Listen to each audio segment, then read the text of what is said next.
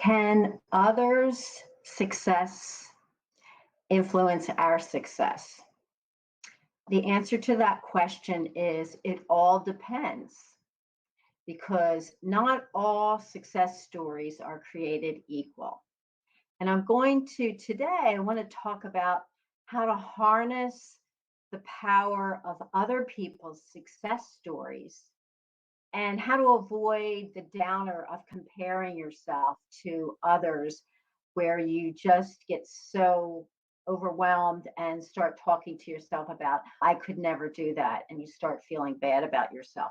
So not all success stories are created equal, and we really want to pay attention to the ones that lift us up and inspire us and make us feel like I could do that. If they could do it, I could do it too. If you don't know me, my name is Patrice Perillo, and I have been helping people create more fulfillment, more satisfaction in their lives for about 4 decades, 40 years. And I specialize in helping people find career fulfillment. And sometimes it means that you are going to need to change career fields. And that creates a lot of uncertainty and it's scary. So today, I really want to talk to you. I'm going to give you some examples from my own life and from the life of one of my clients so that we can inspire you to take action and do something about maybe this dream, this hope that you have inside of you. And I want to talk about how to avoid crushing that hope and how to really use a success story of someone else to keep you on that path. In my own life, I years ago in my business, I was struggling and I decided to take a class. It was a seminar and it was a training. And on the second day of the training, they had a success panel. And on this panel, they were normal people. I think there were probably about 5 or 6 people.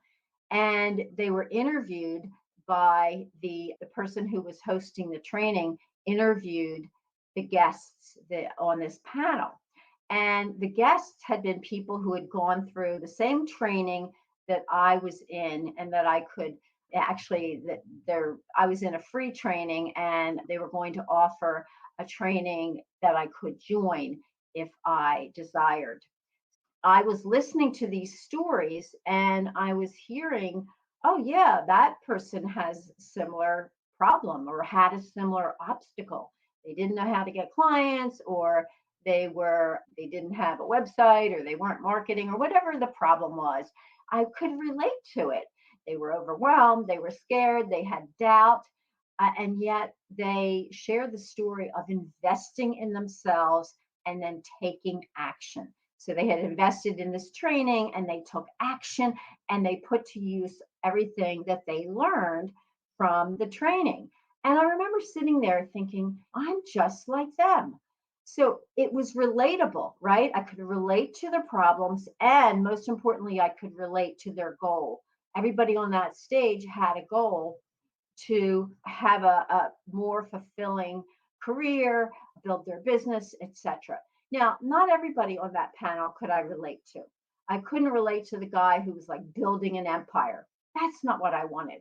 I just wanted to have my practice filled with my ideal clients who were motivated and really were ready to get help and solve their problems. So I could relate to several of the people who were on the panel saying that had been their goal too. So the key that I want you to take away right now is that a success story that you can relate to. In other words, these people were not like celebrities. They were just like a few steps ahead of me. They had filled their practice, they were excited, they had tools and they had ways of really building their practice. So I could relate to their goals and to the challenges that they had. And I saw that they took action and they signed up for a training, and it was a rather had a lot of dollar signs. It had a lot of zeros behind the dollar sign. And ones and zeros. And so it was a pretty big price tag. But all of these people on the panel had invested in themselves. And then they took the course, they took the training, and they, most importantly, took action. So as I sat there, I thought, the only difference between me and them, if I sign up for this training and I invest this money, if I do that, the only difference is, am I going to take action? So again, the success story was there and it inspired me. And in the end, I'll tell you the punchline. I went to the back of the room and I signed up for the full training and I invested in myself. And I, believe me, when I put my money down on something, I'm going to work my hardest. And interestingly enough, I said to myself, I want to be on that success panel in a year. Now, let's see, this was January, February, March, April, May, June, July, August. By August, I was in line to be on the success panel because I had reached my goal. And I was an example of someone who had taken the training, implemented the steps, and then reached the goal. So I was invited to be on the panel. So I hope my story inspires you, but I want to bring this all to something closer to your heart. If you're listening to me and you are doubting yourself, doubt is a human experience. And you also may be doubting, can you really love your job? I want to share a client story. And I think perhaps you'll be able to relate to this because a lot of people are sitting there saying, I'm in a crappy job or I don't really like what I'm doing, but work, are you really supposed to like your work? Is it possible to get up excited for work? So you might be doubting that. So let me share the story of Craig. Craig was someone who came to me. And what he said to me when I first spoke with him is that I said, what's your goal? And he said, my goal, I have a roommate, and my roommate gets up excited. I see him getting ready for work, getting all dressed, and he's excited to go into his job every day. He said, I want that to be me. And I was inspired by Craig's vision. Craig could see his roommate getting up every day, getting ready for work, and really excited to dig into whatever it was that his roommate was going to work for. So that's what he wanted. He had that goal. Now, let me share some things about Craig.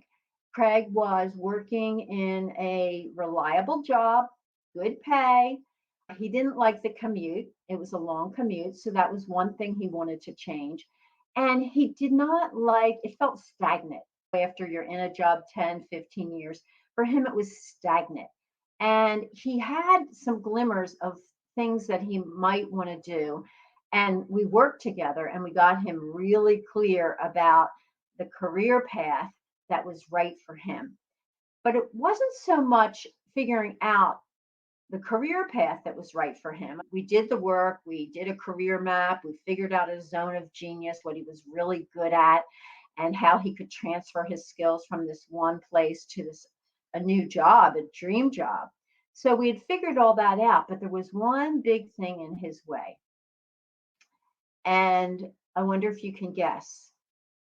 It was a lack of confidence, a lack of belief in himself. He did not believe that he could show up at an interview and be confident enough and really land the job. So that was his biggest obstacle. So we spent time, he bought a career package from me and a coaching package. And we really coached on moving to the side. I don't think you can ever get rid of that negative voice. I call it your inner saboteur. But we really worked on techniques to move the saboteur to the side. And I gave him a technique, really a whole toolbox. But part of what we did was help him get into the empowered self, right? Help him fully embody this imaginary empowered self that was just as imaginary as the self that wasn't confident. And you've heard the term fake it till you make it. This was a little bit different, but the techniques that we used help him really embody the confidence that he needed to, first of all, even apply when he saw that his dream job, when we figured out his zone of genius, he was laser focused and he saw a job that fit exactly to what his career map was leading him to. And so when he saw that, because he had done the work on himself and he was ready to take a chance, this was also very big. He liked certainty. Raise your hand if you like certainty. Most of us do. So he had a lot of the struggles that other people have: fear of change, fear, would he be paid well enough? He certainly knew he didn't want that long commute, but really, could he make it? Could he take his skills and make it in another industry? He was in higher education and he really wanted it to move into healthcare. So what happened was he saw the job of his dreams. He applied for that job. He got support from colleagues, associates, people who believed in him and gave him great references because they believed in him. And he landed the job. He landed his dream job. In fact, I got an email from him and he said that the most influential piece of work that we did was to help him get the confidence to actually even apply. He wasn't even going to apply for jobs in the past, even though they looked good. But he got the confidence to apply, to go to the interview, to negotiate the salary, and then land. So that's Craig's story. So I wonder if you can relate to that, or how can you relate to that? Are you doubting yourself? Maybe you think you can't really love your job. You should just have to put up with it. If that's you, if you have a doubt that people can really land in jobs that they love, think about Craig's story. Think about Craig's roommate. He loved his job. And look for people who are excited about what they're doing. Now, really, mostly the obstacle is we fool ourselves into saying, oh, there's not really a good job out there for me, or a better job, or whatever. We fool ourselves by saying, this is safe, this is predictable, and I should stick with it. And we get a lot of those messages from society. So I just want you to just take a moment and ask yourself, can you relate to Craig's story? Are you doubting yourself? Are you fearful of change? Are you clinging to the predictability? And if you are, that's okay. That's okay. Just know that this is a success story, that is a true story that you can reference in your mind when you're thinking, it's impossible. It's impossible to make a change after 10, 15 years, maybe even after 5 years, you think you're locked in. I want you to think about Craig's story. And I also want you to drop me a line, drop me a comment. Let me know if this inspired you, or let me know if there's another success story out there. Now, let me tell you what to avoid. You want to avoid the success stories that are going to bring you down and bring me down, are people who are just so different than we are. They're different in terms of their goals. They're different in terms of what was in their way. Maybe they didn't have the same obstacles. So the thing I started out with is all success stories are not created equal, and they can influence us for the better or the worse, particularly if you're scrolling through social media. I know that it's very important to curate my feed and make sure, particularly on LinkedIn, Facebook, but I'm often on LinkedIn looking at other people's successes. And sometimes I just have to move away from them. And I have to remind myself, I'm unique. I'm on my own path. So I want you to be careful And one story that also on LinkedIn that was a really good one that I think inspired a lot of people is a teacher who she was not my client, but she had been in teaching and it was just not working out for her. The hours, she felt burnt out.